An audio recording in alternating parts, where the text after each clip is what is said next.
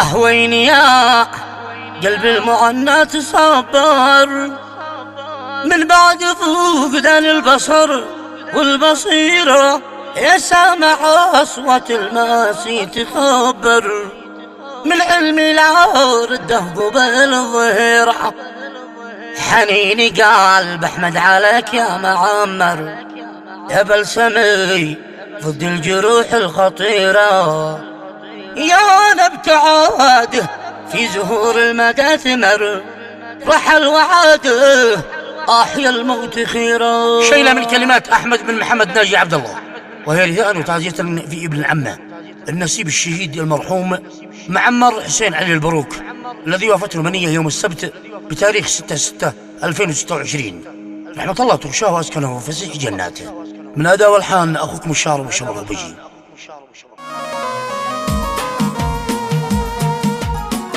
تحيات تسجيلات الكرماني. الحمد لله والقلب بالدم يقطر، والحال موجع والخواطر كثيرة.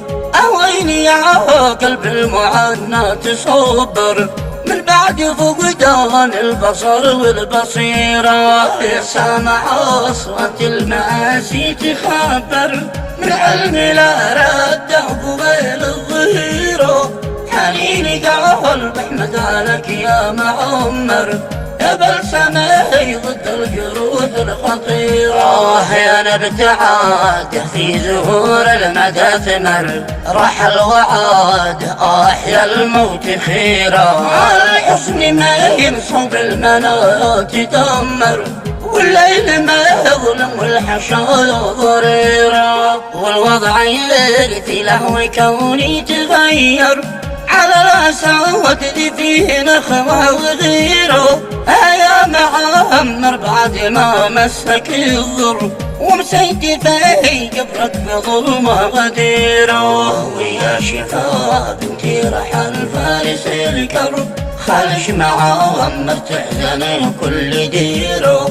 يا حيدة بايوش الصبر هذا مقدر، وذيك طاول لخال هذا مصيره. واحنا علينا الصبر في الخير والشر، ونعبده طول الحياة القصيرة. ما عاد باوسل باب الافراح دير، بالشي شقاوة في الليل فخر وقت كيرا. يا حظي المغشوش والوقت الاغبر، واحزان تمطر من سمايا مطيره.